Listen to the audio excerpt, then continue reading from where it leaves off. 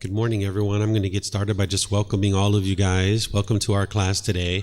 Sawadee Kap to all of you guys. Today is our group learning program, and we're in chapter 4 of our book, Developing a Life Practice, The Path That Leads to Enlightenment. This is titled The Four Noble Truths, Establishing Right View. This is where you learn the core central teaching of the Buddha, the very first teaching that he shared. That's part of the core central teaching, which is the Eightfold Path. The Four Noble Truths explains to you the problem in the unenlightened mind, the cause of the problem, the elimination of it, and the path forward. If you are interested in getting to enlightenment, you would need to know this teaching to get started, because it's going to help you to understand what the cause of your discontent feelings are, because how would you ever be able to eliminate them if you didn't know what was actually causing them? So I'm going to share that with you guys after we do our meditation. So I start class with a meditation to be able to help you learn meditation and train your mind during the time that we're together. This is called breathing mindfulness meditation, and I ease into the meditation with some chanting, which you're welcome to get the chants if you like. They're over there on the table. There's a laminated sheet, and it has the Pali chants and the English translations as well. These chants, I suspect, were created by his students either during his life or after his death, because you're going to see a lot of gratitude and respect and admiration for him. There's not any rites or rituals or ceremonies or worship. This isn't prayer or anything like that. There's nothing mystical or magical in the teachings of the Buddha. These chants help to ease the mind into meditation and get more benefit out of the meditation. So you'll hear me chanting to ease us into meditation, which you guys are welcome to join along in. Then I'll come in with some guidance to be able to guide you in meditation. And then after that, we'll just all be meditating together. Everyone here at the temple, everyone who's joining us online, we'll just all be meditating together at the same time. I'm sure you'll hear occasional sounds here or there, but these things are all impermanent. You can just train your mind to not be affected by that, realizing that these things are impermanent, and just bring your mind back to the breath. Then we'll come out of the meditation with some more chanting. And then from there, that's where I'll actually start the class. If you would like to join, there's 4 positions for meditation: seated, lying, standing, and walking. A lot of times people are learning on the floor, seated on the floor. If you sit with your legs lightly crossed, this is best so it doesn't impede the circulation. Sometimes people like to put a cushion under their rear. This gets their hips up in the air. Some people even put their legs off the mat. It's not about everybody doing it exactly the same way. It's about finding what's comfortable for you. And then your hands and your arms. The Buddha put his right hand over his left with his thumbs together, and he put this into his lap. But again, it's not about everyone doing it exactly the same way. Some people like to put their hands on their thighs or their knees or their palms up, or just resting comfortably in their lap. So find whatever's comfortable for you. And then if you'd like to use a chair at any time, people who sit in a chair will typically put their feet flat on the floor or lightly cross at the ankles. But again, it's up to you, however you choose to do that. Sit in whatever way is comfortable, and with your hands and arms wherever you find to be comfortable. The upper body is helpful if it's erect. This keeps the mind attentive and alert during the meditation, whereas if you were slouched, the mind would have a tendency to be dull or lethargic. But if you were real rigid, the mind could be overactive and uptight. So you'd like the upper body to be erect to keep the mind attentive and alert. It also helps you to breathe in through the nose and out through the nose, because your sternum's up and your shoulders are back. Gives you a chance to breathe more comfortably. So again, I'm going to ease us into meditation with chanting, and then I'll be back with some guidance after that.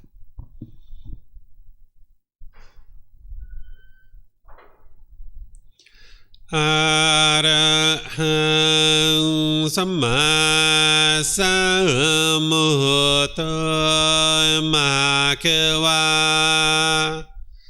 Wat Tung Mahakawanhang Apiwateyami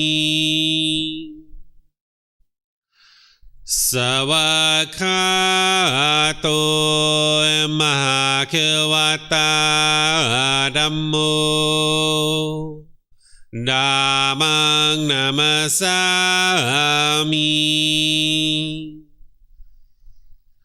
Supatipano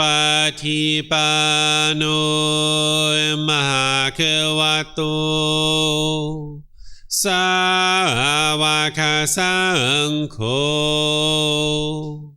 Saṅghang Namami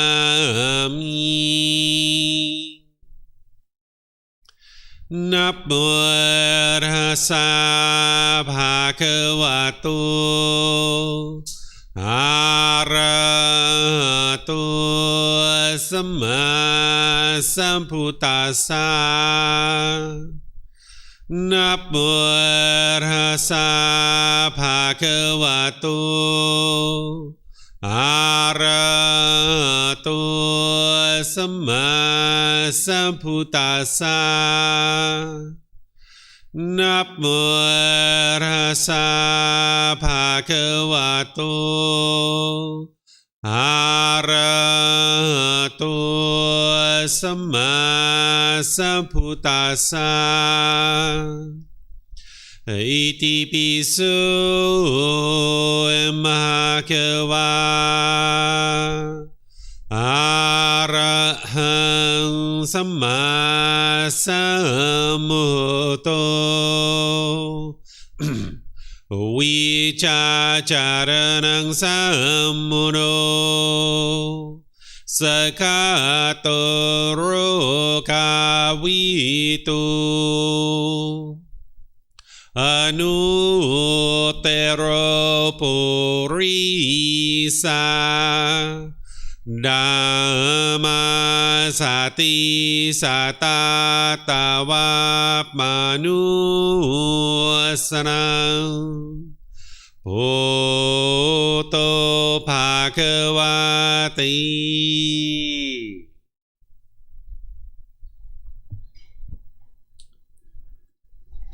Okay, with the lower body and hands and arms comfortable, and the upper body erect, just close the eyes and start breathing in through the nose and out through the nose. Here you're just looking to establish the breath. A nice, natural, steady, consistent breath. Not forced or controlled, just a gradual inhale through the nose, experiencing the full breath. And then, whenever you're ready, exhale out through the nose. Breathing in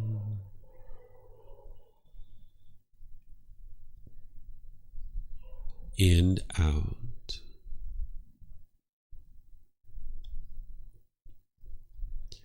Breathing in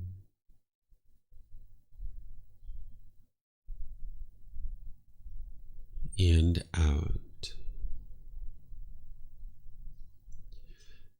Your breath may not match up with the guidance that I'm providing, and that's okay. This is your practice. I'm just here for guidance. You can use this voice as a reminder that whenever you get to your next inhale, breathe in gradually through the nose, developing a nice, natural, steady, consistent breath.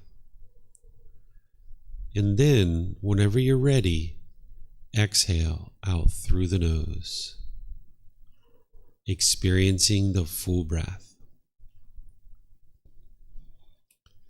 Breathing in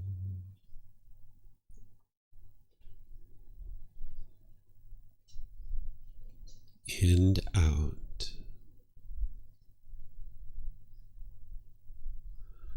Breathing in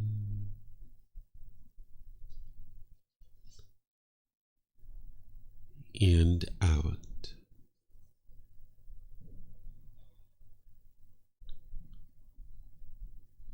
With the breath well established, start fixating the mind on the breath.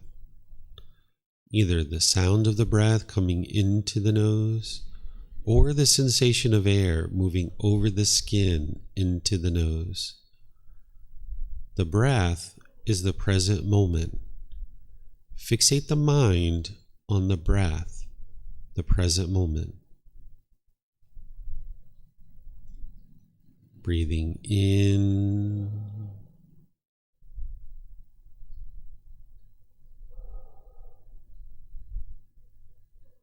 and out.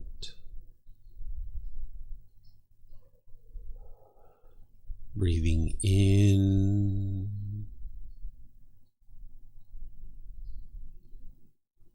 and out.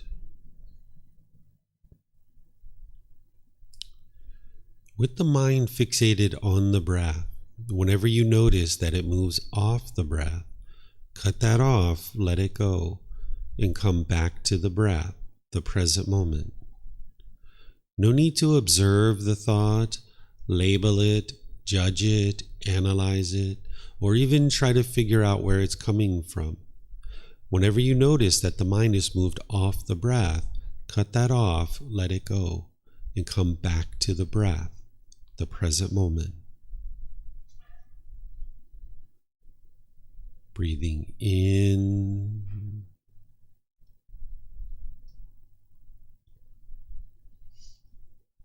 and out.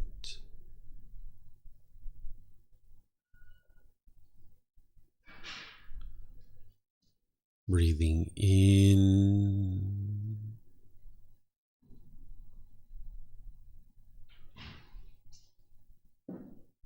and out.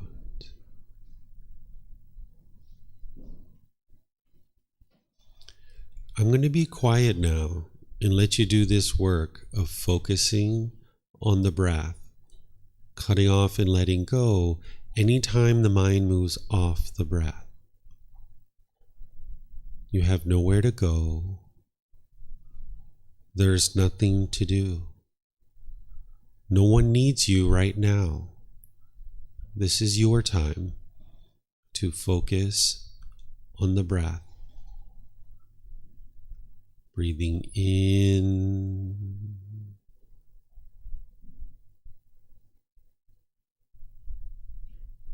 and out.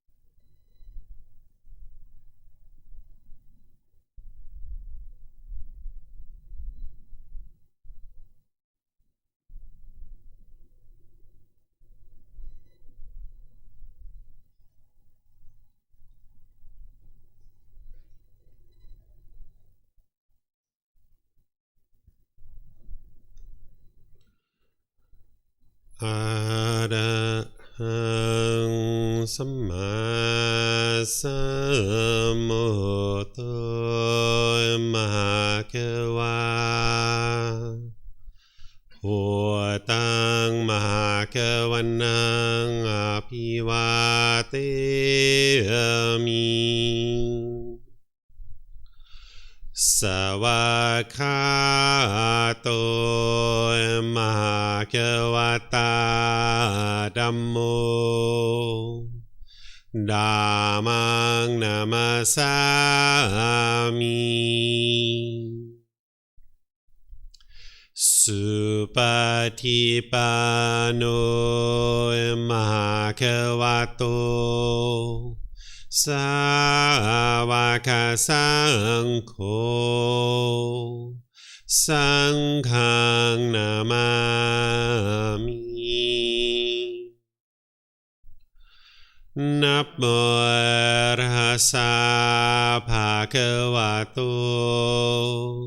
อะระหะโตสัมมาสัมพุทธัสสะนะโมตัสสะภะคะวะโตอะระหะโตสัมมาสัมพุทธัสสะ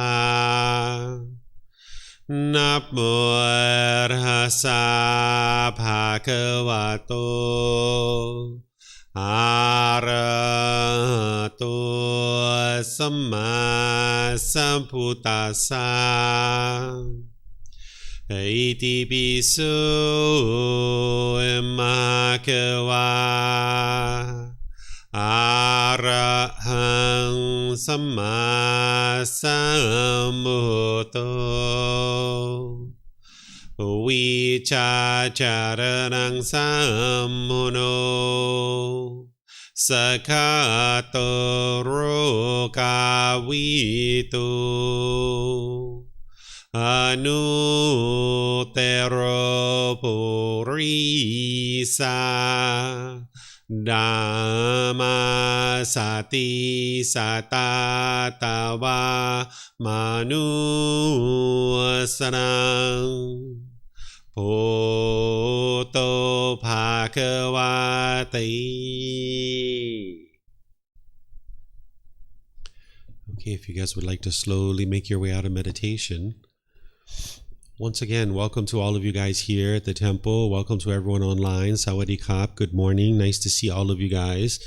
Today is our group learning program, and this is where you're going to be able to learn the teachings of the Buddha to be able to progress to enlightenment. And today we're going to be learning the very first teaching of the Buddha called the Four Noble Truths.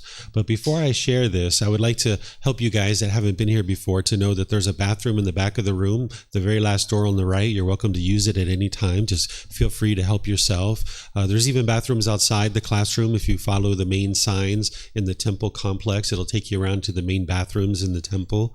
And then we have water and snacks and things here that are provided by our students, so you're welcome to help yourself to all of that. As I mentioned, today's class, this group learning program, we're learning chapter 4 in the text that we use for this program. This is a 7-month program where each Sunday and Wednesday we meet together, and each Sunday I share a chapter in the book. The book that we use is the volume 1 over there on the bookshelf. And for those of you guys that are joining online, you can get this book online. Those of you guys here can as well. You can download it from our website. You can take it and go print it. You can get printed versions here at the temple, or you can order it on Amazon. This first book is titled Developing a Life Practice, The Path That Leads to Enlightenment. And the fourth chapter is taking you into the very first teaching of the Buddha. It's called the Four Noble Truths. This is where you learn about the problem in the unenlightened mind, the cause of that problem, the elimination of it, and the path forward. This is where you really get started on the path to enlightenment. If you were going hiking on a trail and you were going to go on this long hike, there's like a trailhead, right? There's like a sign typically at the beginning of the trail that's kind and going to tell you kind of like where you're going to head, what you're going to do. Maybe this trail goes down a hill, up a hill, across a stream, and kind of circles back to the parking lot. You kind of get an overview of what's happening on this particular trail. Well, the Four Noble Truths is that for the path to enlightenment. It's like the trail marker. It kind of shows you what is going on in the unenlightened mind as the problem. It explains to you what the cause of that problem is, how to eliminate it, and then the path forward. And this is where you can have a real breakthrough, because what the Four Noble Truths are going to help you to understand is why you are experiencing anger and sadness and frustration, irritation, annoyance, guilt, shame, fear, stress, anxiety, boredom, loneliness, shyness, resentment, jealousy, all the displeasure of the mind. And it's going to help you to understand how to eliminate it. Because the path to enlightenment, by the time you get to enlightenment, you've eliminated all those feelings. The mind is experiencing peace, calmness, serenity, contentedness, and joy. You'll notice that the mind's focused, concentrated. You have clarity of mind and deep memory. You'll notice your personal and professional relationships will really blossom.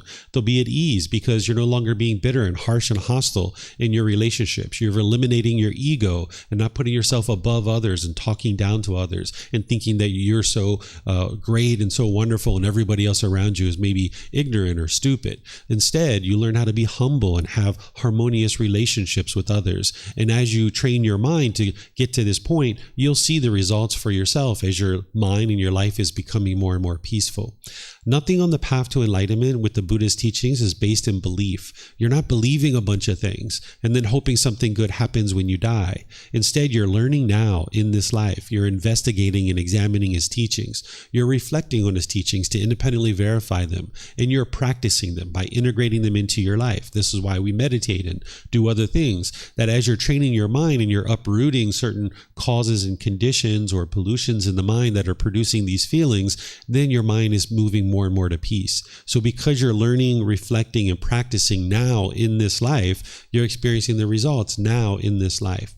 And when students first start learning with me, I usually share with them to not believe anything that I say. Don't believe anything that I write in books. Don't believe anything anybody else says about the teachings of the Buddha. Because with belief, you don't know what's true or false. And you can't get to enlightenment through belief. But you'll need to cultivate wisdom. Wisdom is where you know the truth. So what the Buddha is going to do for you is help you to understand the natural world around you. He's going to explain the natural laws of existence. He's not explaining the way the world should be. And if we all follow these rules and commandments, and if we follow these rites or rituals and ceremonies and worship, then we will experience some better afterlife. This isn't what the Buddha is doing. He's not describing the way the world should be. He's explaining the way the world is. And as you cultivate wisdom in the world about how the world is, this is where you can now navigate the world more readily. Because when you live in a world that you don't understand, you'll struggle. You'll have difficulties. So when you're experiencing sadness, anger, loneliness, boredom, shyness, and all these other discontent feelings, this is the mind struggling and having difficulties because it's not understanding the world around you. The mind doesn't have the wisdom to navigate these natural laws. And the mind has awoken or gained wisdom about natural laws in the past. You've done this learning, reflecting, and practicing, but you may not have been aware of it. As you were growing up, none of us understood the natural law of gravity, and we all struggled and had difficulties with that natural law. We fell down, we hit our head, we bumped our elbows, we broke our toys. We had all kinds of difficulties and struggles with the natural law of gravity. But slowly but surely, we awoke to this natural law. Awakening, what it means is gaining wisdom.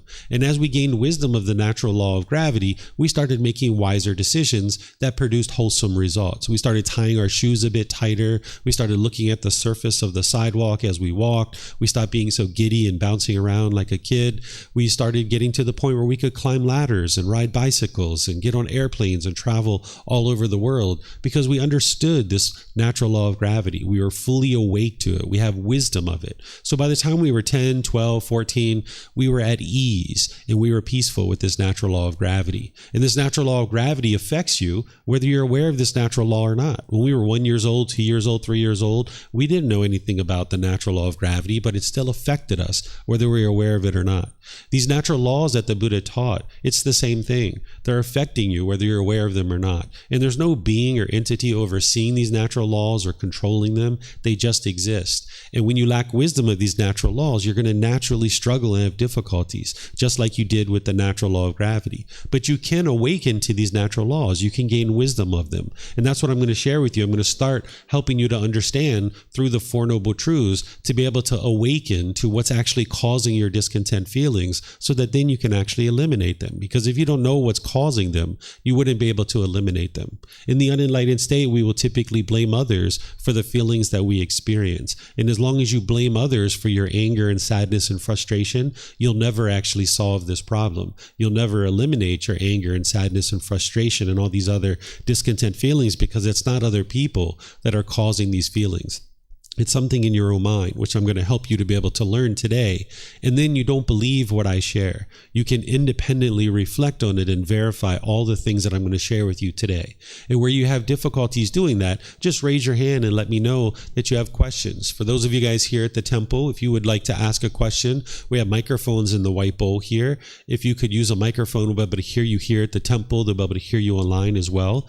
There's a gray button. You just press it and the lights come on, and just wait a second or two and you hold it up to your chin, and we'll be able to hear you here, and they'll be able to hear you online as well. And then you can keep the microphone with you, because you might have a follow-up question, or someone around you might have a question that you can share the microphone with. And for those of you guys online, you can ask questions by putting that into Facebook, YouTube, or Zoom. In the comment section, I'll be able to see that. And then in Zoom, you can even electronically raise your hand and open up your microphone, and we'll be able to hear you here at the temple. And those of you guys that are also speaking in Zoom, they'll be able to hear you through the live stream as well. So as I share with you the Four Noble Truths, I need to first share with you the three universal truths. These are building blocks to help you understand the Four Noble Truths. And for some of you guys, this might be the very first time that you've ever learned these through a teacher to be able to help guide you to learn, reflect, independently verify, and practice. And this will be very helpful for you. For those of you guys that have learned before, this is a great refresher for you, because learning the Four Noble Truths and helping to soak that in, you can establish right view more and more firmly in your mind. So the three universal truths, I'm going to introduce them to you. I'm going to teach them to you so you can learn them, investigate them, and examine them. Then I'm going to show you how to reflect on them, to independently verify them. And then I'm going to show you how to practice these and the Four Noble Truths. So we call them the three universal truths and the Four Noble Truths because the Buddha knew that they were true. I know that they're true. Other people know that they're true. But in order for you to benefit, you need to know that they're true. And this is where you awaken to wisdom. So as I mentioned, don't believe anything that I share, but investigate it and reflect on it to independently verify it. So this first universal truth is called the universal truth of impermanence.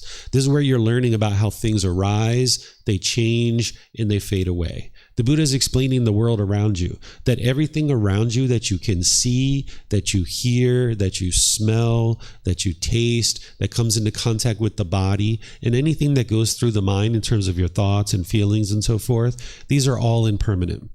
They arise, they change, and they fade away. This is called a conditioned object, that because they're based on some condition, they arise, they change, and they fade away. So, for example, the sun is impermanent. It arises, it changes, and then it fades away. Sometimes it rains, sometimes it snows, other things like this. So this is a conditioned object. It arises, it changes, and it fades away. It's temporary. And then there's something called unconditioned objects. Enlightenment itself is an unconditioned object. It doesn't arise, it doesn't change, and it doesn't fade away. Once you attain the enlightened mental state, it's permanent. It's impossible for an enlightened being to experience anger or sadness. It's humanly impossible. It just wouldn't happen because the causes and conditions that are producing it are eliminated from the mind.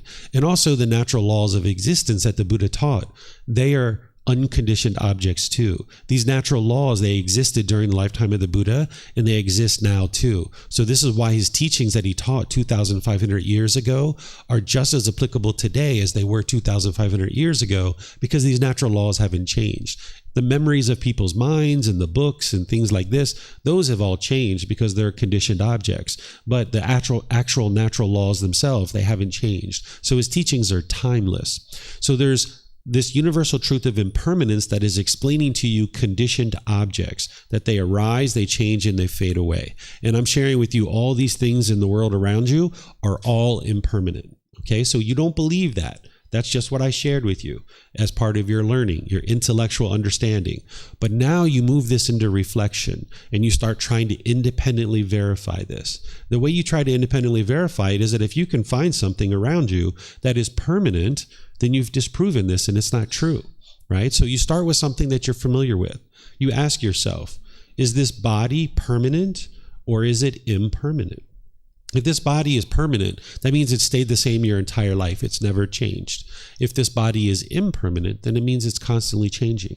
So what would you say? Is this body permanent or is it impermanent?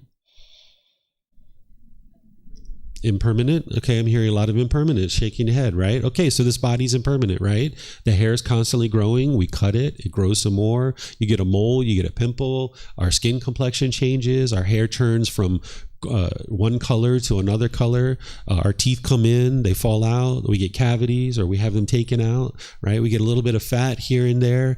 Things are constantly changing with this human body. It's impermanent. What about your relationships? Are your relationships permanent or impermanent? If they're permanent, that means you've had exactly the same people in your life your entire life. If your relationships are impermanent, that means people have been coming and going in and out of your life your entire life. So what would you say? Are your relationships permanent or impermanent? Impermanent, right? So you guys are starting to see this. What about your bank account? Is your bank account permanent or impermanent? Did I hear impermanent? Goes up and down and up and down. Maybe it goes up, up, up, up. Maybe it goes down, down, down. Your bank account's constantly changing. In the weather, right? Is the weather permanent or impermanent? It's impermanent, right? So we could go on and on and on. And you might decide that you would like to do this, to try to independently verify this. This is what you do, is you look around the world, because what I'm explaining to you here is that everything in the world around you is impermanent. You can look at the walls of the temple. You can see that there's marks on the walls. You can see that the paint is a bit different color. You can see the floor, the wood floor. There's some things that are one color, some things that are different color. This is all impermanence. This carpet at one time was brand new. Now it's got a few stains on it. When you walk down the sidewalk and you see a crack in the sidewalk, that's impermanence. In Thailand, the height of the sidewalk sometimes changes as you're walking, right? Or the shape and the color and the texture. Some roads have sidewalks, some roads don't have sidewalks. This is all impermanence. You can look at a fence and see the paint fading away. This is impermanence, constant change, right? So this is a universal truth that you can independently verify on your own. And this is a building block that's going to help you to understand the Four Noble Truths once I get to it. The second universal truth is called discontentedness. If you've studied the teachings of the Buddha in other places, you might have heard the word suffering used here. I don't use this word for a specific reason, and I'll share that reason with you after I explain to you this universal truth. This universal truth is explaining the unenlightened mind, that the unenlightened mind experiences discontentedness, or we might say the mind is discontent or discontented. What the original words of the Buddha have in the Pali Canon is the word dukkha. The word dukkha is often translated as suffering, but I translate it to discontent, discontented, or discontentedness. The reason why is because when the Buddha describes dukkha, he explains three feelings that the unenlightened mind experiences: pleasant feelings, painful feelings, and neither painful nor pleasant. So the pleasant feelings are things like happiness, excitement, elation, thrill, exhilaration, euphoria. These are very pleasant for the mind to experience. They're conditioned feelings. They arise, they change, and they fade away. They're pleasant for you to experience. Then there's painful feelings like sadness, anger, frustration, irritation, annoyance, guilt, shame, fear, stress, anxiety, and others. These are very painful to experience. And once again, they're conditioned feelings. They arise, they change, and they fade away. And then there's neither painful nor pleasant. Here I put boredom and loneliness in here, but some people say that's quite painful for them. So you could put that in the painful category if you like. But shyness is a good example of pleasant, neither painful nor pleasant. Or if you were sitting on public transportation and maybe somebody you don't know comes and sits really close to you and your body is touching their body, you might say, it's not painful, it's not pleasant. Maybe your mind's just uncomfortable. Maybe it's unsatisfied or uncomfortable, right? It's displeased, right? This is neither painful nor pleasant. So these are the three feelings that the Buddha is describing the unenlightened mind experiences: pleasant feelings, painful feelings and neither painful nor pleasant. He's describing what the unenlightened mind experiences, that there's these feelings that arise, they change, and they fade away. And you'll see the reason why this is occurring when you get to the Four Noble Truths. So now, to independently verify this, you think about your life. You think about the direct experiences that you've had in life because you've lived for a certain period of time and you've experienced various feelings. And you know that your mind is unenlightened, and this is explaining the unenlightened mind. Ask yourself, all the feelings that you experience, does this explain that? Are there any feelings that you experience that doesn't fit into one of these three categories?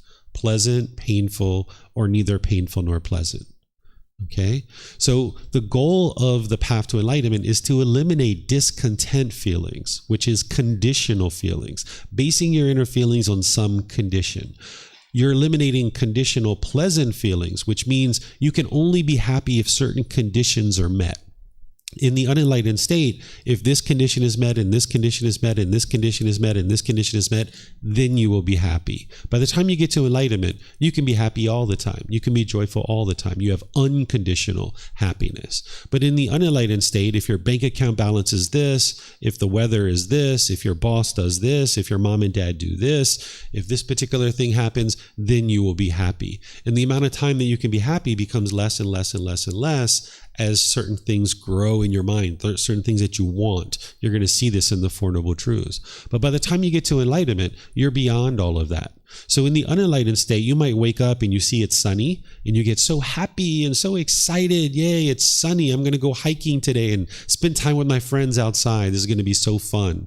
And now you go take a shower and you come out and it's raining. And you're sad and you're frustrated because you based your inner feeling of happiness on the sun, and the sun is impermanent. That means now when that changes, the mind's feeling is going to change, that the happiness is impermanent. This is why you haven't been able to experience permanent happiness in your life, because you're basing your happiness on some condition. If your bank account is this, you'll be happy. But when your bank account goes down, you're sad. Or if the weather is this, I'll be happy. But if the weather is that, I'll be sad or frustrated. By the time you get to enlightenment, you'll come out, you'll see it's sunny outside. Wonderful. It's sunny outside. Perfect. Let's go hiking. I'll call up my friends. We've been interested to do this trail for a long time. Let's go have a blast. You go take a shower. You come out. It's like, oh, it's raining. Okay. Well, I guess I can't go hiking.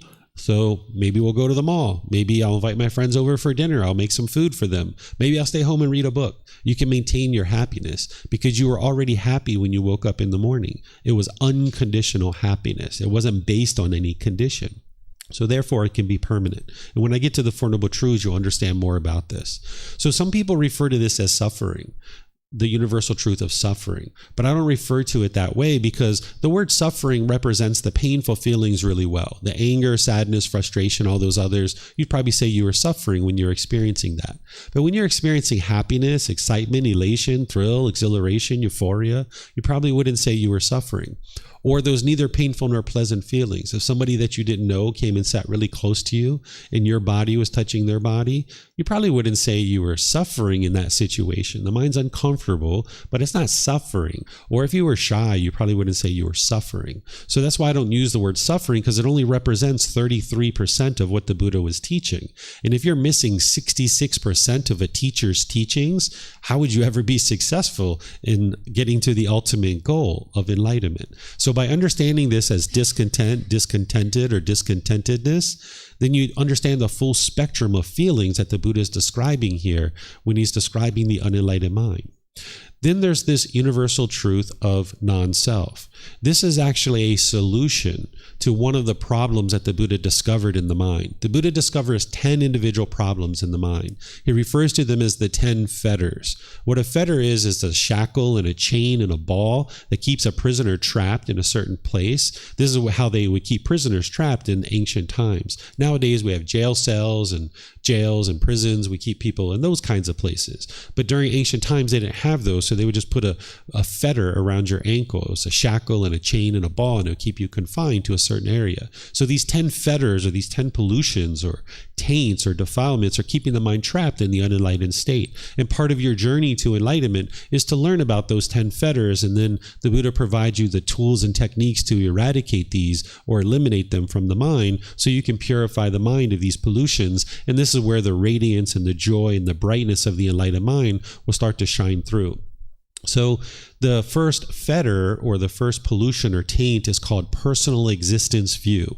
The universal truth of non-self is the solution to helping you eliminate this from the mind. But you'll need to learn this and understand it more deeply, but let me introduce it to you. What personal existence view is where your mind is confused and misunderstanding and thinking that this body or this mind is you. The mind clings to a self-image or a self-identity, thinking that this is who you are. And now when you cling to this self-identity, if you're perceived in the world the way you want to be perceived, you'll be happy and excited, having pleasant feelings. But if you're not being perceived the way that you want to be perceived in the world, then you'll be sad or angry or frustrated. So for example, if you've ever been in a social situation and you spilled something on your clothing, like ice cream or spaghetti sauce or something like this, you might have been embarrassed. The reason why you were embarrassed is because you weren't being perceived in the world the way you want to be perceived. The mind's clinging to this body, wanting to appear to others to look a certain way. And when you didn't look that way, then the mind was discontent. It was embarrassed and experiencing this discontentedness. Or if you ever looked in the mirror and you noticed a pimple or a mole or a gray hair, or you noticed a little extra fat here or there, and you were shaken up by this, this is the personal existence view. This is the mind clinging to the body, thinking that this is who you are. Now, when you're experiencing maybe a compliment from somebody where they're like, oh, you're so beautiful, or oh, you're so handsome, you'll get pleasant feelings. You'll get so happy. But then it's only a matter of time, because of impermanence, that somebody's going to say something degrading and disparaging. Right? You can't control what other people say and what other people do. So somebody's going to say something degrading and disparaging about this physical body. And now, if you have this personal existence view, you'll notice that your mind is experiencing anger, sadness, or frustration, or some other discontent feeling, because your mind's clinging to this body. And when somebody says something negative or degrading or disparaging about it, then you'll get frustrated or agitated or annoyed. So this is the self-image aspect of personal existence view, that the mind's clinging to the body, thinking that this is who you are, and now the mind gets shaken up when you either have agreeable or disagreeable contact related to this. But then there's also in the mind a certain self-image that the mind's holding on to. This is like your culture, your ethnicity, your nationality, maybe your sexual orientation, your job or occupation, where the mind's clinging to this identity, thinking that this is who you are. So maybe you might think in your mind, I am Chinese, or I am American, or I am Canadian, or I am Brazilian, or I am German, or I am Japanese, or I am anything, right? I am Lithuanian. This I am is the mind clinging to an identity. So you can get to the point where you know that this body was born on a certain land, but you don't need to adopt the identity of I am American, for example. Let me explain some of the struggles that an individual might experience when they're clinging to their self-image or their self-identity. The self-identity aspect, if you were clinging to I am a boyfriend, or I am a girlfriend, I am a husband, I am a wife. Now when you're in a relationship, you might feel pretty good. But then when your relationship's over and now you're single, you don't identify with I am single. So because the mind is identifying with I am a boyfriend, I am a girlfriend, you might want to hurry up and get right back into another relationship because you were uncomfortable when you were single, because your mind didn't identify with that. So the mind was shaken up during this time, and you might have felt like you wanted to hurry up and get right back into another relationship. Or if you ever had a job or an occupation and you identified with that as who you are, like I am a police officer, or I am a lawyer, or something like this, or I am a food server, I am a taxi driver. If you have this I am in the mind, like I am a police officer, or I am a teacher, and now you get fired from your job, or you get laid off, or you retire, or you get injured and you can't do that job anymore. This I am a police officer, you're going to struggle because now 10 years later, when you're injured and you can't do that job anymore, you feel like a part of you is missing. A part of you is gone. You don't feel whole and complete anymore. This is because of the personal existence view that's in the mind, that the mind's clinging to this, thinking that this is who you are. Or say you're at a table in a restaurant and 2 tables over, they're degrading and disparaging the people from the country where you come from. Maybe in some situations, people say all Americans or all Chinese, all Japanese people are lovely and friendly and great and wonderful. But now in this restaurant, 2 tables over, somebody's degrading and disparaging people from the country that you come from. Whereas if your mind identifies with I am American, now they're talking about me. And now you get angry and frustrated and agitated because your mind's clinging to this identity, thinking that this is who you are. So these are some of the challenges that the mind experiences when it has personal existence view. But you can eradicate this and you can eliminate it from the mind, getting to the point where you're liberated from those feelings, where you understand that this body is impermanent. You understand that this identity that's in the mind, this isn't you. It's not who you are. So while I perform the role of a Buddhist teacher, my mind doesn't identify with I am a Buddhist teacher. Because when people say something positive about Buddhist teachers, I would get conditioned pleasant feelings. But when people say something negative or degrading or disparaging about Buddhist teachers, if I identify that way, then I would get frustrated and angry or irritated.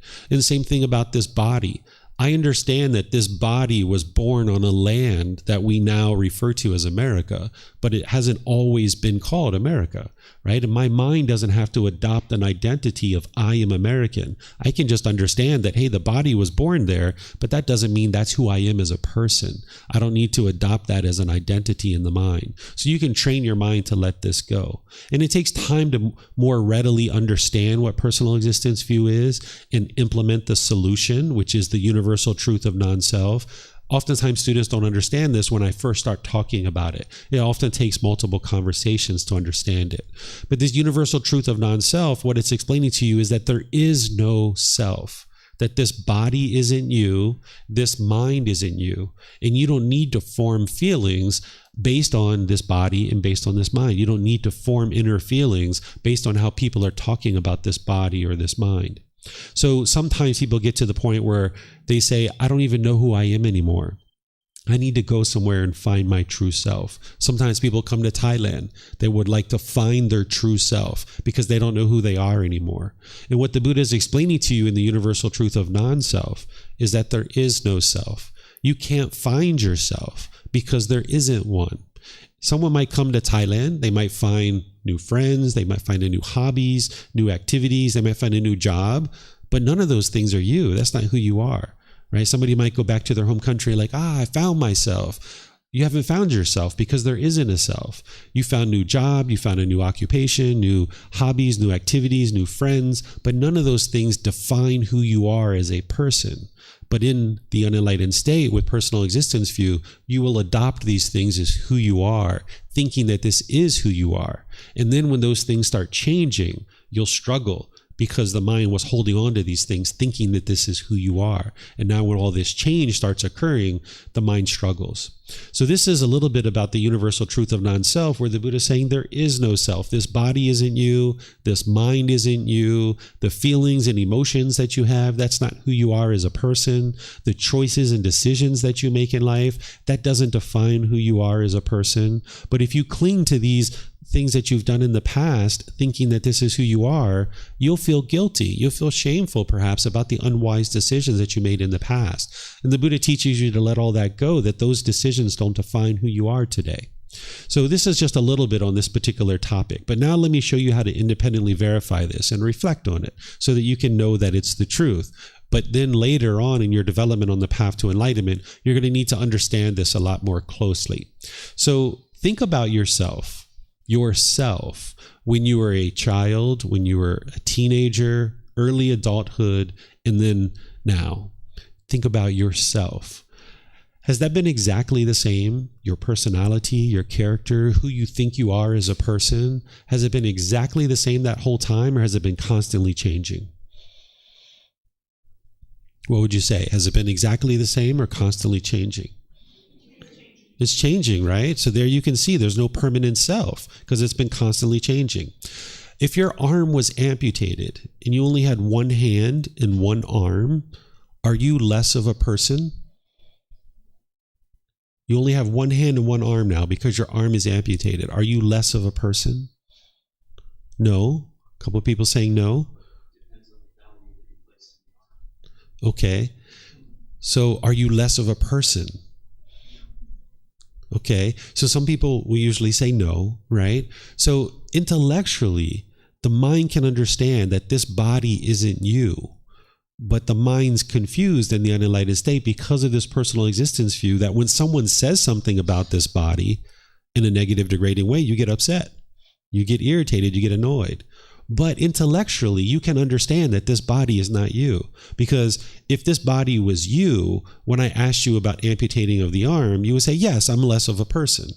I'm absolutely less of a person because I have less hand and I only have one hand and one arm. But you guys didn't say that. You guys are saying, no, you're not less of a person, right? So intellectually, you understand that this body isn't you, but the mind's confusion, its lack of wisdom in a situation where someone's saying either something positive or negative about this body, you'll get either pleasant feelings or painful feelings because you think that this body is you. This is the confusion that the unenlightened mind has.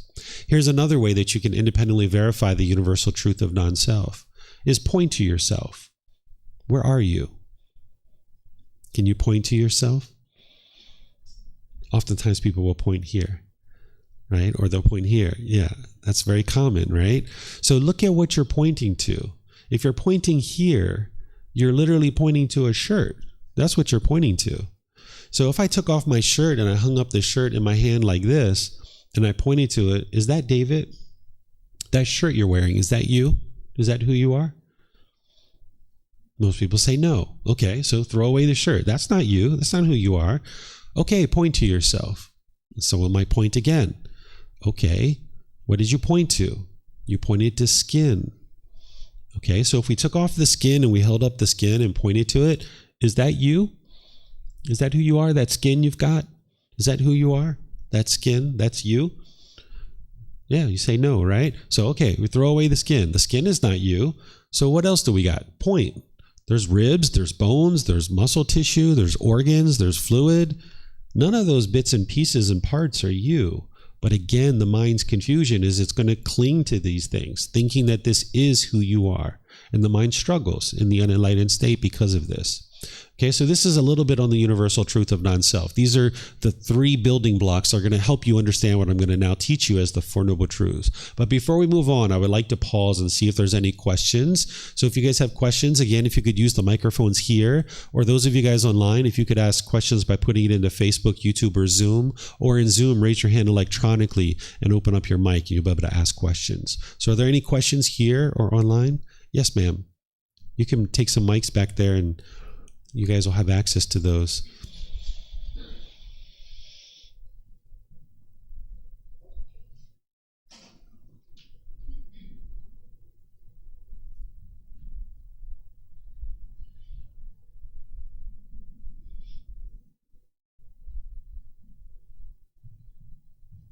Batteries are impermanent. There we go. Impermanence. It's everywhere. The Buddha's teachings explains the world.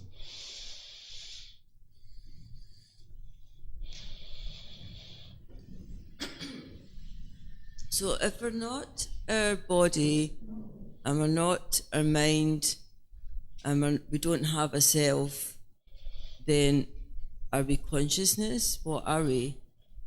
That's not who you are. There is a body, there is a mind, and they've come together for this existence. And we refer to that as a person or a human being, right? But that's not who you are. So what this universal truth of non-self is helping you to do is eliminate the clinging to any of this and holding on to it, wanting it to be permanent. But because of the unenlightened mind's personal existence view, it's going to keep grasping and it's going to keep looking for something. Well, what am I? If I'm not this body, I'm not this mind, then what am I? there's no self. So the mind's going to keep grasping and it's going to keep looking for a self and trying to identify one. But there isn't anything there that could be called a self. Okay, I'm not seeing any other questions anywhere. Okay. All right. So now I've got one more building block to share with you, just a definition of a word, and then we're going to move into the Four Noble Truths. This word craving, desire, attachment, wants, expectation, longing, yearning, grasping, holding. We use this in a certain way in Buddhist teachings to help you understand a certain aspect of the mind. This is the longing, the yearning, the chasing after the objects of your affection, thinking the next new shiny object waiting around the corner is going to provide some lasting satisfaction. It's like the mind pulling towards the objects of its affection. If you've ever been in the mall and you saw a brand new pair of shoes and you're like, yes, brand new pair of shoes. Yes. I can't wait to get those shoes. Oh, they're going to be so perfect. Or maybe a piece of jewelry, or maybe a computer, or a mobile phone, or a new boyfriend or a new girlfriend. Oh, I just want this thing so badly, right? It's not the object. It's not the shoe. It's not the jewelry. It's not the phone. It's not the computer. It's inside the mind. It's the longing and yearning for it. Thinking that this thing is going to complete you. If I just get a new boyfriend, that's all I need, or a new girlfriend. If I can just get this new boyfriend or girlfriend, oh, everything will be so perfect in my life. If I can just get this dog or cat, that's what I need. A dog or a cat, that's going to make everything better. I just need that. Oh, more money. That's what I need. More money. Oh, a bigger house, a nicer car. The mind just chases and chases and chases. It's like an unquenchable thirst that the mind is pulling towards these things. Do you guys know what I'm talking about? Have you experienced this? Okay. All right. So you know what I'm talking about. Okay. This is a certain aspect of the mind. It's a craving, desire, attachment, longing, or yearning. So now I'm going to introduce you to the Four Noble Truths. I'm going to walk you through, explaining it to you, helping you to independently verify it, and then teaching you how to practice it so that you can establish right view. You can have a breakthrough to understanding what is the problem in the unenlightened mind, the cause of that problem, the elimination of it, and the path forward. So the first noble truth is explaining the problem.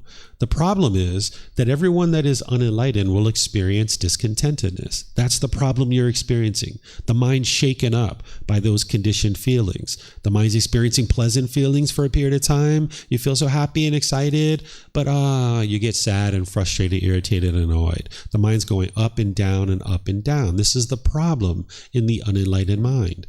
Okay?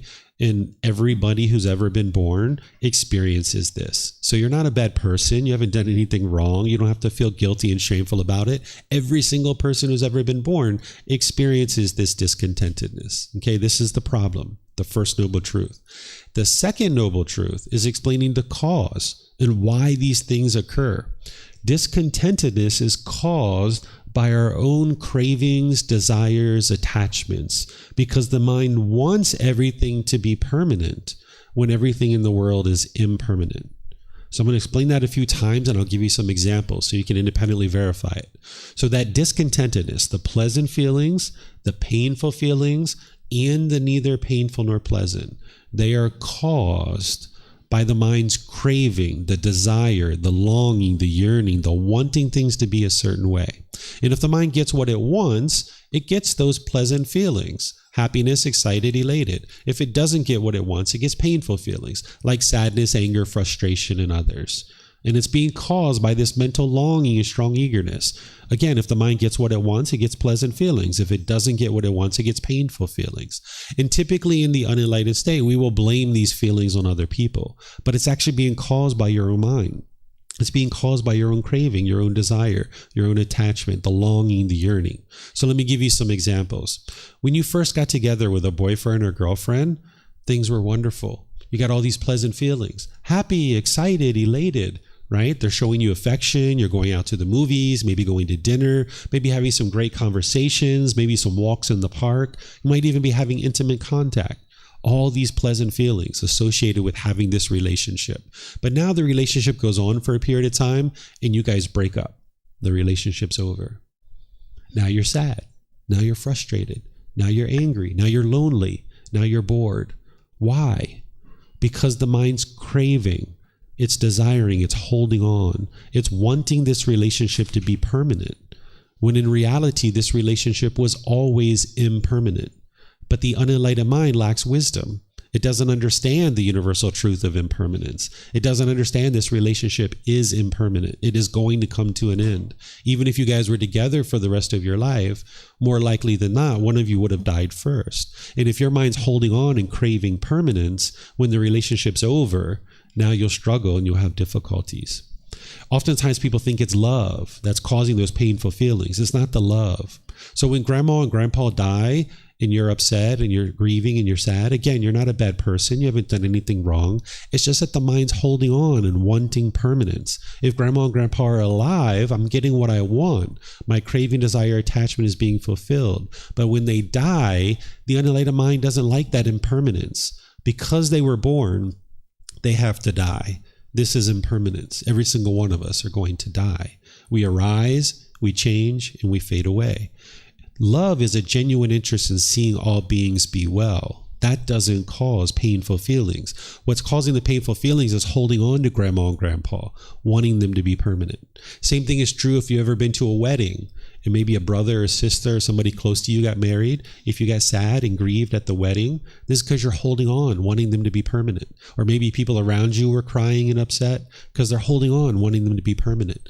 Or if you ever went to university or college and your parents dropped you off and either you were crying or they were crying and upset, it's not the love. It's the mind holding on, wanting this to be permanent. We all experienced this probably when we went to kindergarten, right? Or preschool. When we first got peeled away from our parents' arms, we were so upset because we thought they were permanent.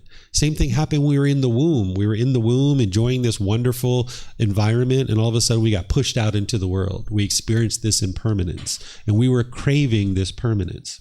Here's another more simple example for you. Say you buy a brand new car and you drive off the parking lot.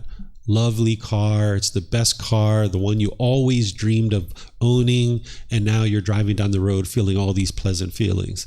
You park your car at the store, you go inside and you come out and there's a scratch on your car.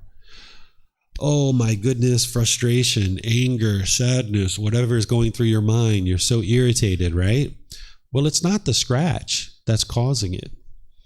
It's not the person who scratched your car. They're not the one who's causing you to be angry or frustrated. It's your mind craving permanence, wanting this car to be permanently beautiful. And you live in an impermanent world. It would be wonderful if nobody ever scratched our car. And that's what we should aspire to do, right? Is take care of people's stuff. But that's not the world you live in. We're not talking about what's wise or unwise here. We're talking about what's causing the mind to be discontent. What's causing the mind to be discontent is it's craving permanence. While this car is impermanent, the paint's going to fade, the upholstery is going to get ripped and torn, it needs new tires, all these other things. But if your mind's craving for this car to be permanently beautiful, when you see the scratch, you'll get frustrated and angry and irritated. Your mind will be shaken up by this. Okay? And usually what we do in these situations is whenever we experience painful feelings in the unenlightened state, we will typically push people away out of our life. We will either push the person away or we'll push the situation away because we think that that's the problem. Or we'll be bitter and harsh and hostile towards people, feeling justified in the anger, feeling like they deserve this because they're the ones who are causing me to be angry. Or you might put your expectations on people, trying to control people and forcing them to do things your way because the mind's trying to get its cravings fulfilled. But pushing people away, being bitter, harsh, and hostile, and putting your expectations on people, it doesn't actually solve the problem because that's not the problem. The problem isn't anything external. The problem is actually inside your own mind. It's the craving, the desire, the attachment, the longing, the yearning. Now, here's how you independently verify this. Think about a situation where you were recently angry or frustrated or irritated or annoyed or some other discontent feeling. At that time, you might have been trying to blame somebody else and blame it on somebody else that, hey, they're the ones who are making me angry, right? Because you've got the ego in there trying to convince you that everything you do is right and everything everyone else does is wrong, right? So even though then you didn't have this wisdom and you might have been looking for someone to blame and you were angry and upset. It might have been this morning, it might have been yesterday, it might have been last week, but look at that situation now with these fresh eyes, with this new wisdom. What is it that your mind wanted? That if you would have got what you wanted, you would have been happy. But because you didn't get what you wanted, your mind got angry or frustrated or irritated or annoyed. There was something you were craving permanence about. And if you're having difficulty seeing that, ask me questions. Let me know. I have students ask me questions all the time. I've had students say, hey, I was at home the other day and I went off to work and my house looked a certain way. And when I came home, my house looked completely different. My wife had this craft project all over the house. The house was all messy. And I got home and I got frustrated. You're telling me that I'm causing my own discontent feelings? I wasn't even there. I walked in and the house looked different than it did when I was there originally. My wife's the one who put everything around the house. Didn't she cause me to be frustrated? And the answer is no. Your wife didn't cause you to be frustrated. Your mind's craving the house to look one permanent way. You're trying to get this permanence that just doesn't exist. Your house can't look one way permanently. And when you left, your mind was expecting and wanting and craving for your house to look that way. And when it didn't look that way and you came back, now the mind was angry or irritated or annoyed or frustrated or some other discontent feeling. So just like your house can't look the way it did when you went off to work, and that is not permanent, having this craft project all over the house, that's not permanent either. Your wife will put it away, and maybe you'll even help her, right? So all this impermanence is happening where the mind is craving permanence. Another way to say the mind craves permanence is to say that it does not like impermanence. It doesn't like change. So when things start changing and shifting in your life, your mind will be shaken up by that if you're craving permanence. But the third noble truth is explaining to you the solution, that if you eliminate your cravings, desires, attachments, you can get to peace. You can get to joy. You can get to the permanent peacefulness, the permanent calm. Because as long as you have craving, desire, attachment in your mind, it's going to shake you up. Anytime you get what you want, you're going to get happy, excited. If it's sunny outside, you'll be happy. But then when it rains, you'll be sad. When your bank account is one balance, you'll be happy. But then when your bank account changes, you'll be sad or frustrated or angry. If you get that favorite job that you wanted to work at and you got hired at that new job, you might work there for 3 years and feel so great about that job. But then when you have to leave or you get fired or something, you'll be sad and frustrated or angry. So if you base your inner feelings on some condition, that condition is impermanent.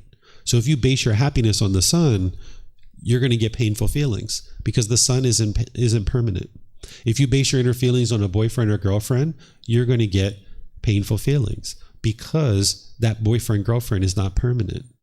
Or if you base your inner feelings on your bank account, you're going to get painful feelings at some point. It's only a matter of time, right? So the mind goes up and down because of this craving, desire, attachment. But the third noble truth is explaining to you, you can eliminate this by eliminating the discontented, by eliminating the craving, desire, attachment. The elimination of discontentedness is possible by eliminating craving, desire, attachment.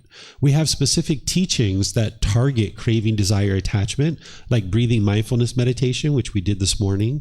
This goal of this meditation isn't to eliminate your thoughts. The goal is to train your mind to let go, to let go. So if 20, 30, 50 times during your meditation, you had to let go, and come back to the breath, this is normal because your mind's holding on. You're wanting things to be permanent, and you need to be able to train your mind to let go. So if you're working at a job and you're holding on to this job when in reality, the best thing might be for you to leave, you got to train your mind to let go. Or if you're holding on to a boyfriend or girlfriend, and even though the relationship isn't going very well, and you just keep getting frustrated and angry over and over, you got to train your mind to let go, right? Or if you're holding on to your money or your clothes or something else, you got to learn to let go. Grandma and grandpa, when they die, you've got to learn to let go and not hold on to them because they aren't permanent. As long as your mind's holding on, you will get discontent feelings. So the breathing mindfulness meditation is there to help you let go, let go, let go. And then also we practice generosity, where we're giving and sharing more than is strictly required in any given situation without any expectation of anything in return. This is like your time, your effort, your energy, your resources. You practice generosity, you give and you share. This trains your mind to let go. So these two practices target craving, desire, attachment, but it's the fourth noble truth that's really explaining the complete solution, which the complete solution is the Eightfold Path. The path to eliminating discontentedness is the Eightfold Path. It's 8 individual factors that you would need to learn, develop, and practice in order to be able to get to enlightenment. The very first factor is called right view. Right view is what I'm teaching you right now. This is the foundation of the path. Because what right view is to understand that your mind is causing your own discontentedness.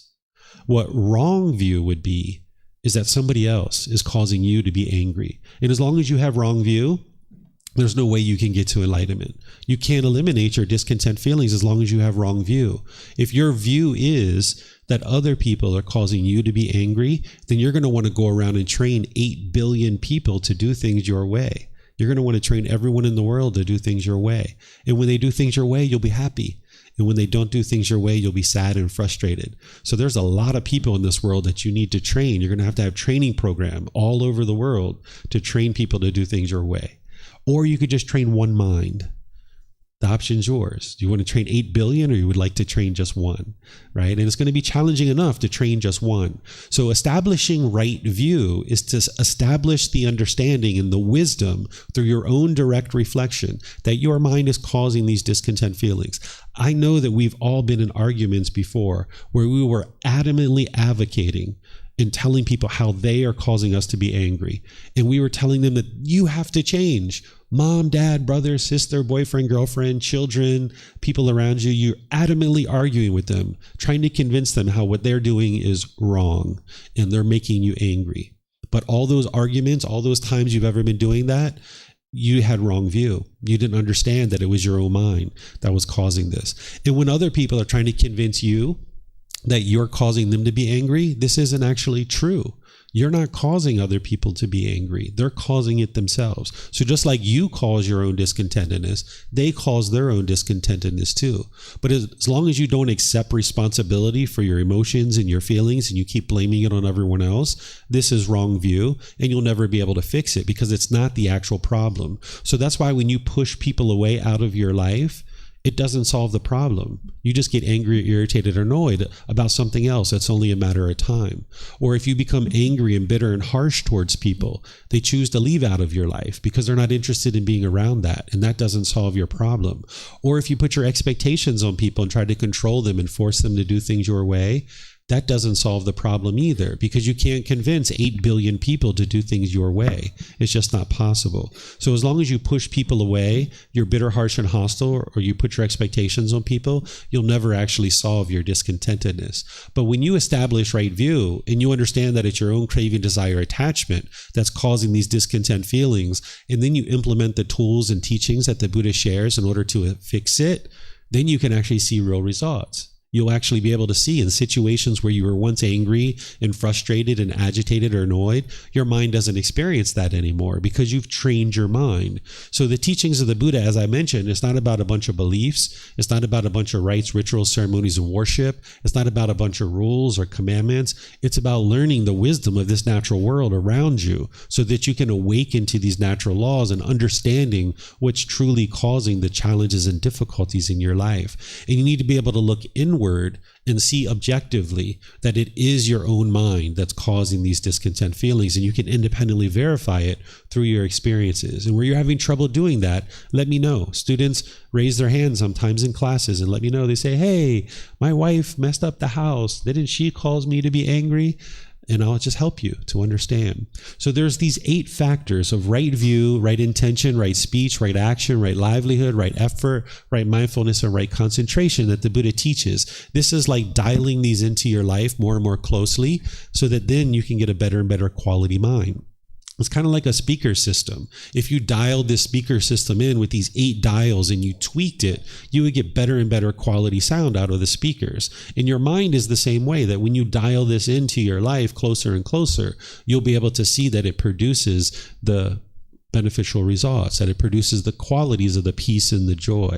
It's organized into these 3 sections of wisdom, moral conduct, and mental discipline. And next week on Sunday, I'm going to be teaching this entire path using the words of the Buddha. So if you're here, you're welcome to come here. If you're online, you're welcome to join back online. Or if you're here now and you're going somewhere and you'd like to join online, you can come in through Facebook, YouTube, or Zoom. Or you can even watch the recording if you can't attend live. Because I teach this class at 9 a.m. here at the temple, and I also teach it at home at 9 p.m. So no matter what time zone you're in, there's a live class that should be available for you. And where you can't take the live class, you have the recording because it's being recorded on YouTube, on Facebook, and for our podcast as well, if you like listening to podcasts. So this is the very first teaching for the path to enlightenment. And this is where somebody would start, is with this particular teaching. And then, as I mentioned, there's classes on Sunday and Wednesday at 9 a.m. and 9 p.m. to be able to help you continue to learn. And there's books and videos and audiobooks and podcasts and personal guidance, all available to you at no cost to be able to help you to learn and grow and develop and train your mind to get to this peace and joy that is the enlightened mind. So it starts with right view. Establishing right view is to accept responsibility and see that the mind is causing its own discontentedness. The cause of this is craving, desire, attachment, the longing, the yearning, the chasing after things. Your mind in the unenlightened state, typically that's all it knows, is I really want that job. Let me chase it and chase it and chase it. I really want this boyfriend or girlfriend. Let me chase it, chase it, chase it. I really want more money. Let me chase it, chase it, chase it. But also over here, if you're indifferent and you could care less about your life and you didn't really do anything at all, you're not going to be peaceful and joyful either on that side. So you need to be able to come to the middle where you can pursue things as a goal, as an objective, or an interest, and you gradually work toward your goals through wise decision making rather than chasing after things with craving, desire, attachment. So this is everything that I have to share with you guys today. If you guys have any questions on anything that I've shared here related to the three universal truths or Four Noble Truths, feel free to let me know. And then you can ask any and all questions that you like, whether it's about meditation or any other aspect of the teachings of the Buddha. Feel free to let me know. Again, you can use the microphones here, or those of you guys online, you can put that into Facebook, YouTube, or Zoom. Or in Zoom, you can raise your hand and ask any questions that you like. So, Leo, you have a question? Yep. Sounds like it's already on. You were turning it on. It sounds like it's already on. All right. Yep. Just again, what you mean with establish right view? You need to understand it intellectually. So now, for example, some of us may understand it intellectually. So maybe in the daily life, we need to remember us, repeat it. Is that the training we do? Yeah, so if you're starting to understand it intellectually, which sometimes you need to hear this more than once, and you've started to reflect on this, and you're starting to independently verify, you're like, oh my goodness, I have been causing all my own anger. Looking back over your life, now the way you practice the Four Noble Truths in daily life is now and forever. Whenever your mind's discontent, whether it's conditioned pleasant feelings, painful feelings, or neither painful nor pleasant, you would like to look inward and figure out what is it that's causing these discontent feelings? What am I craving? What am I longing for? So in the past, where when you would get angry or frustrated, you might be looking for someone to blame. Now, if you know this wisdom, you can look inward and you can say, what is it that I'm longing and yearning for? I'm craving something. The more angry you are, the more frustrated you are, it's typically more than one thing. It's usually not just one thing. It's usually multiple things. And where you're having difficulty seeing your own cravings, then you reach out to a teacher, and then I'm here to help you. So that's why there's personal guidance, or you can send me a personal private message. You can post on our Facebook group. You can ask me here in class. You can say, David, come on, help me. Here's a situation. Can you help me see my cravings, desires, attachments? Because you're going to need to identify what they are in order to be able to eliminate them. The breathing, mindfulness, meditation, and generosity, this is generalized training that you're doing on a consistent, ongoing basis, and the Eightfold Path is that as well. But then there's ways to target specific cravings and go in. So let me give you an example. Let's say somebody was afraid of snakes or afraid of spiders, right? And they were utterly fearful. By the time you get to enlightenment, you have no fear, not even the fear of death. Right? But in the unenlightened state, you'll have fears. So let's just say you're afraid of spiders. What somebody might want to do is push this away and think, I'm never going to see a spider ever. I don't want to see a spider, never going to see a spider. That's craving permanence. It's not possible. You're going to see a spider or a snake at some point in your life, and then your mind's going to be shaken up by that. So rather than push it away, once you identify that you have this craving, what I would guide you to do is, of course, have breathing, mindfulness, meditation, and generosity on board and practicing the Eightfold Path that needs to be there. But then to go in and target this specific craving once you've identified it, is you would like to put the mind in the situation that it doesn't want to be in. So if you fear spiders, you won't eliminate your craving by pushing the spiders away. You won't eliminate your fear that way. Instead, what you do is you look at the magazines, or you look at pictures online on the internet or what have you. Look at pictures of spiders and sit there, and it'll be a challenge, and you'll feel struggle, and you look at them, and you do that a few times, and now you increase it. Now you go to like a museum or something like this where they have preserved spiders. They're maybe not alive, but they have their eyes, they have their hair, they have all that stuff in there. And you kind of look at them and you feel this fear coming up, but you cut that off, and you cut it off, and you cut it off. You train your mind to let it go. And now you desensitize the mind to this. And you might need to do that a few times. And then ultimately you take it to the next level where you actually see real spiders, maybe at a zoo or maybe outside in the woods or something like this. You desensitize the mind to seeing spiders, realizing that, hey, I'm not causing the spiders any harm, and the spiders aren't causing me any harm either. You replace those conditioned experiences that you've had where your mind is holding on, thinking that the spiders are going to hurt me. You replace that with these experiences where you see the spiders and you walk away. You see the spiders and you walk away. You train your mind to let go. And this is how you can eliminate certain cravings, desires, attachments, is by training your mind to be desensitized to it. Now, there's other ones like, say you were addicted to cocaine or heroin or something like this. You need to distance yourself from that, and you need to train your mind to let it go, right? So it depends on what the craving, desire, attachment is, but you need the breathing mindfulness meditation and generosity to be on board in the Eightfold Path. But then you can go in and target specific cravings, desires, attachments this way when you identify them. So when we get to chapter 13 of this group learning program, I'm going to be teaching people how to identify their cravings, desires, attachments, and then go in and surgically remove them through doing things like this. Okay, so I understand to go out and choose to look at spiders, for example, like take really action to go to a zoo is a way to eliminate this craving. Right? Yes. Or another example, I don't have it now, but I'm afraid of. Yes. In this particular example. Okay. Sorry, I thought you were done. Yeah. I'm hearing the sound from the tool. Or did you have more? No, it's okay. Okay. But, so I'll give you another example. Sometimes people are afraid of large crowds. They don't like to be around large crowds, right? And people are like, I'm never going anywhere around a large crowd. They're going to push it away, right? That's the aversion. We call it aversion, where you're pushing something away thinking that it's going to solve the problem. But the mind retains the craving. So you haven't actually solved your problem. You've just pushed something away. So what I would suggest someone to do, again, with breathing, mindfulness, meditation, and generosity and the Eightfold Path on board, now go around large crowds occasionally. Train the mind to be around large crowds and train the mind to be comfortable in that situation. Avoiding the situation isn't going to solve the problem because the craving just continues to stay in the mind. But if you put the mind in the situation that it doesn't want to be in, now you can train your mind to let go, and it can be content and peaceful and joyful, whether you're around one person or two people, or whether you're around 50,000 people, you can still be peaceful and joyful. Yeah, thank you for that. Mm-hmm. And you said you often say don't believe anything and so on.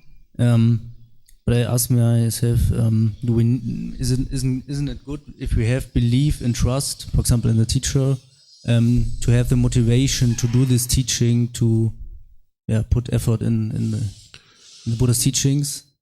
You'll need to have confidence in a teacher and confidence in the teachings. And that comes over time, that as you're learning, as you're reflecting, independently verifying, you're practicing, and you see the results in your condition of your mind in your life, you'll gain confidence in a teacher.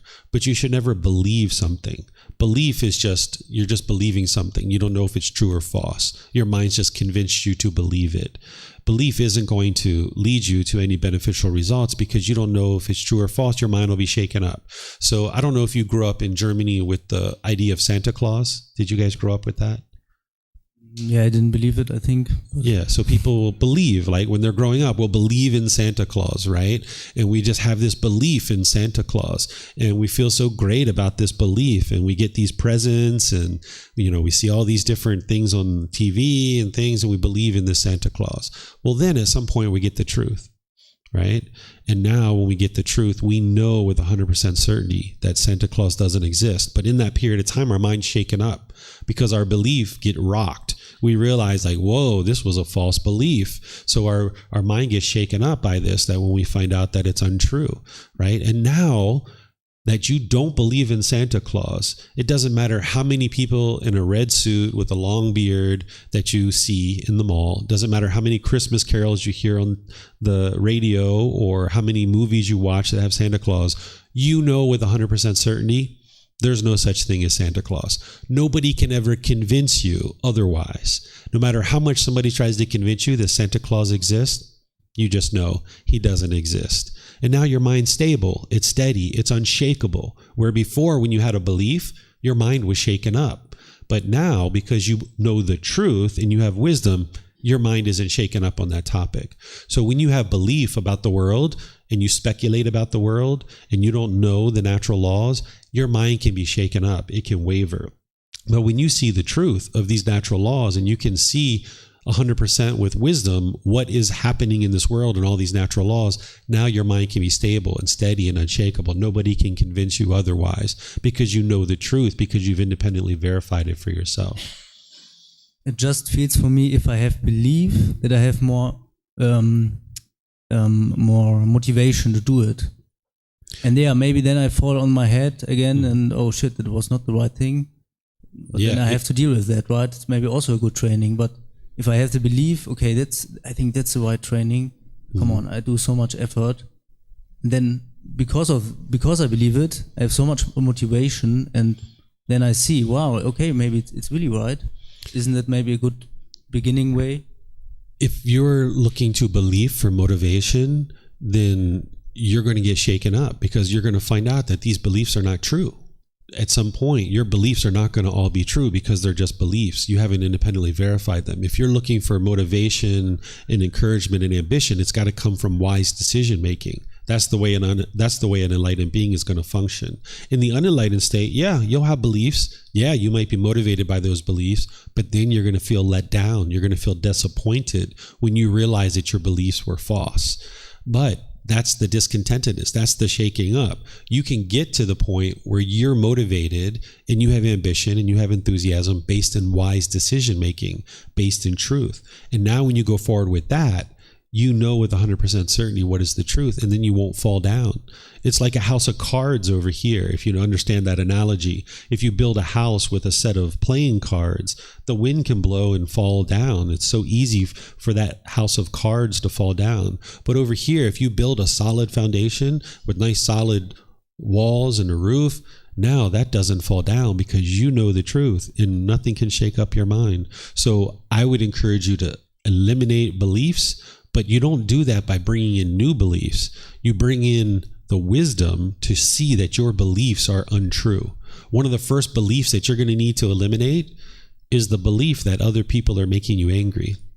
Other people are making you sad. Other people are making you frustrated. You're going to need to eliminate that belief. That's a belief that you've been holding on to for a long time, and it's not serving you well at all because you just keep getting angry and frustrated, irritated over and over and over again. So if you can eliminate the belief that other people are making you angry, you can bring in this wisdom to see that your belief was false. And now you can make decisions based in wisdom rather than on this thing that's going to fall apart as soon as you see the truth. So belief blobs up. I realize it, let it go. That's a training then? Belief, I see, I believe that, and just let it go. Come back to what I'm doing. So your mind at this point, because it's unenlightened, has certain beliefs in it. There's certain false truths that are in your mind. That's why it gets shaken up. So now when you're learning the original teachings and you're being able to independently verify and see the truth, now you know the wisdom. If you've penetrated what I just shared with you, you can see the truth that your mind is causing your own discontentedness and it's craving, desire, attachment. And now and forever, you need to firmly know and 100% certainty that your mind is causing these own feelings. And then now you go forward with that piece of wisdom and now you build upon it. And that's what the Eightfold Path is you build upon that wisdom with more wisdom, because there's more that you need than just right view. There's other things that you're going to need as well. But there's certain false beliefs that you're going to need to let go of. And right now, you don't necessarily know what all those are, but as you learn more and more about the teachings of the Buddha, you're going to encounter all these different things that you're like, oh my goodness, I've been doing it that way for so long, thinking that that was helpful. And now I can see, based on the wisdom of the Buddha, that that's unwise. And then with that wisdom, you bring that in and now you function differently. It's like an analogy that I use, like if you're in an old computer system, maybe unenlightened 1.0, this is like an operating system. What you're doing is you're gradually, incrementally upgrading your operating system of your computer to enlightened 9.0. And when you first are upgrading your computer, it's a challenge because it's a new operating system. But more and more, you start realizing that this old operating system isn't serving you well, and you start upgrading your operating system. You're upgrading the operating system in your mind so that you can function through this wisdom. Because as long as your mind has all these beliefs, you're going to make so many unwise decisions, and it's going to lead to unwholesome results. And if you keep blaming everyone else for those unwholesome results, you'll never fix your problems. So right view, not only are you understanding that it's your own mind that's causing these discontent feelings, but you start to understand that everything you experience in life is based on decisions that you're making. And when you gain that wisdom, now you can actually cultivate wisdom and adjust things and change things in your life based on new wisdom. Because if you keep doing things the same way you have been, you're just going to keep experiencing the same results. So when you can accept responsibility for your own mind, your own feelings, your own emotions, when you can accept responsibility for what's going on in your own life, now you can actually create change. Because if there's something in your life that you don't particularly care for, then you can just cultivate wisdom, make different decisions, and experience different results. But walking around with belief, you won't be able to do that because you don't know what's true or false, and your mind's just going to be shaken up by it. You're welcome. Yes, ma'am.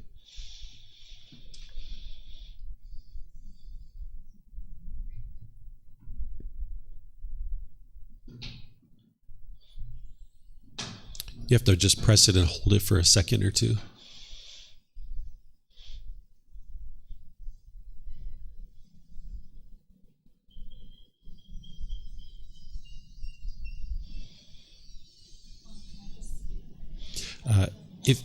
If you bring me some, or maybe somebody that's been here before, they can help you, because the people online won't be able to hear if you don't use a mic.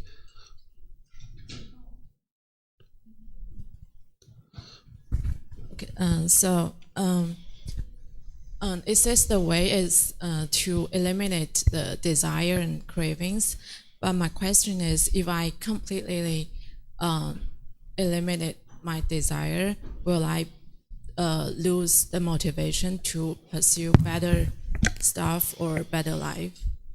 So in the unenlightened state, all the mind knows how to do in terms of pursuing certain things is through craving, desire, attachment. That's what we pretty much know. I want more money, I'm going to chase that. I want a boyfriend or girlfriend, I'm going to chase that. I want a new job, I'm going to chase that. That's pretty much what the unenlightened mind does, because it doesn't know any other way. Or the other side that the mind will oftentimes swing to is this dullness and this lethargic condition, this complacency. So what you're going to need to do on the path is you're going to need to learn how to come to the middle, where you can pursue things with ambition, with motivation, with enthusiasm, but based in wise decision making. So for example, I thoroughly enjoy coming here and sharing the teachings with you guys about the teachings of the Buddha. And I do this every single day, not here at the temple necessarily, but I do it either online or here or other places. I'm sharing the teachings of the Buddha every single day. I thoroughly enjoy it, but I don't do it with craving, desire, attachment. I don't have a longing and yearning. So if no students contacted me on a particular day, I'd still be peaceful. I'd still be joyful. I don't want you to learn the teachings. I don't have a longing and yearning for you to learn the teachings. I'm interested in seeing people learn the teachings. I'm motivated to do that, but I do it out of wise decision making because I know it'll help you, it'll help the people around you, and it'll help all of humanity. So you need to learn how to base your decisions in wise decision making and still maintain your enthusiasm, your ambition, your motivation. But the unenlightened mind doesn't know how to do this. So that's where the training comes in, that you need to gradually train your mind to be able to do that, because the mind's going to swing. You're not going to just let go of your cravings and move right to the middle. It's not possible for you to do that. You're going to start letting go of your cravings, desires, attachments, and the mind's going to swing all the way over to the other side in some case where you feel dull, you feel lethargic, but then you realize that that's not the middle either, and you let go of that, and it kind of swings back over, right? But it doesn't go all the way to the craving here. It just kind of goes a little bit less. And then you realize, the mind's craving again. I need to let go of that. And now it swings over here and swings over here. And just like a pendulum, it comes to the middle, right? And this is where the mind needs to be trained to be able to do that. And it's the Eightfold Path that's going to help you to do that. Thank you. You're welcome. Yes, Justin. Her mic behind her is actually on. Oh, is that one working too? Okay. Oh, there we go. So for sure, I think that what I'm going to experience the most trouble with is the third universal truth involving the idea of self. And I'm wondering if constant mindfulness meditation is how you kind of accept and delve into that farther, because I think that it flies in the face of some stuff that's really stuck pretty deep with me. And in order to start unscrewing all of what's already been built up, I would like to know how best to do that, specifically for number 3. Yeah, the universal truth of non-self, right? Yeah. So this is a topic that's really deep. And we're actually going to be getting into it when we get into chapter 16, which is 12 weeks from now. So we have a whole chapter that's devoted to this, because this includes the ego. What we refer to as the ego is actually personal existence view in conceit, the way that Buddha describes it. And dissolving the ego is quite challenging. It's very challenging. It takes multiple years. So this path to enlightenment is not a 1-month thing and you're going to be enlightened. It's not even a 1-year thing and you're going to be enlightened. It's going to be multiple years of journeying and developing this new way of life that you train your mind gradually towards. But ultimately, when you get to this enlightened mental state, it's permanent. So whether it takes you 3 years or takes you 5 years, or let's just say it took you 30, which I don't think that it's necessarily going to take you that long, but let's just say it does. So what? By the time you get there, your mind is peaceful and joyful for the rest of your life, right? You're not going to experience any discontentedness. But this particular topic, it's quite deep and it's quite detailed. So it takes me a good hour to fully explain it and then talk about all the proactive ways to eliminate it. So right now, early in the program like this, work on your breathing mindfulness meditation, work on your generosity. And then next week, when I teach you the Eightfold Path, you'll have all these other things to work on too, because I'm going to help you with moral conduct and mental discipline. And that's what you're working on initially. So you've got kind of 12 weeks to kind of start learning this and putting it together. But even in 12 weeks, you're not going to master the Eightfold Path. It's going to take you time. But then we'll talk about personal existence view and conceit more deeply and give you the proactive tools of how to eliminate that holding on that the mind does.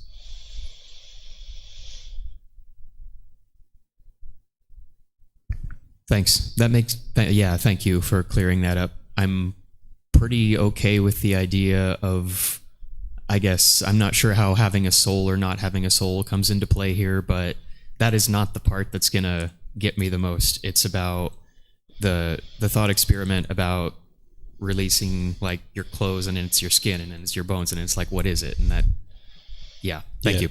This is a very challenging one. It's the first fetter, and I would say it's one of the most challenging ones to understand and to eradicate. But I'm here to help you, and it takes time. The students have been studying with me many years, and sometimes it takes a good year or so for them to even just start understanding it. Sometimes people can understand it right at the beginning, other times not. So just take your time. You're on your own journey. You're on your own independent journey. You're not in a race or competition with anybody whatsoever. But gradually, slowly but surely, there's the help here to be able to help you walk forward with this. Yeah, you're welcome. Any other questions or anything that you guys would like to ask about? Okay. All right, so what I'm going to do then is just end class here by thanking all of you guys for joining. Thank you for those of you guys here at the temple and everyone online as well.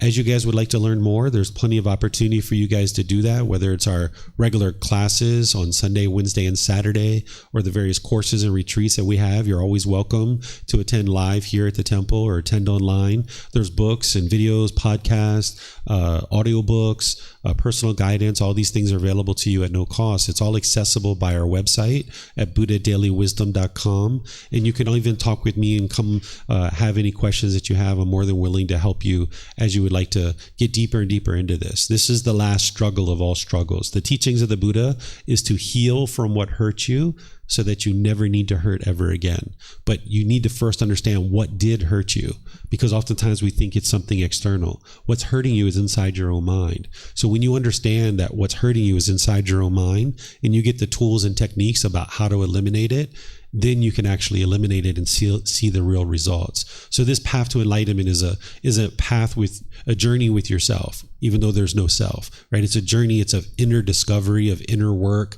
It's self-help. It's the best, most self-help program that's existed because it's been well vetted for 2,500 years, right? It's been figured out and tested time and time and time again. So if you're interested in healing from what hurt you so that you never need to hurt again, that's what the teachings of the Buddha are here for. So as you need help, feel free to reach out and I'm here to help you. So perhaps we'll see you next week in the Eightfold Path discussion, or this Wednesday I'm going to be teaching as well starting at 9 a.m. and feel free to reach out anytime. Have a very lovely and wonderful rest of your day. Sawadee Kap.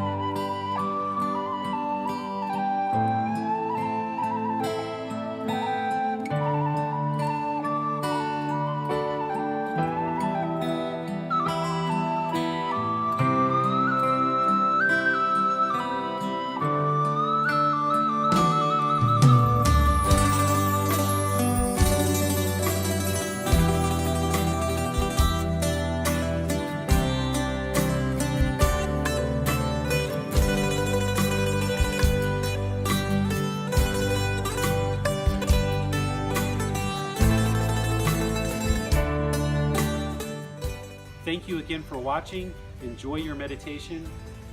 Look forward to seeing you online and answering any questions that you might have. Thank you so much.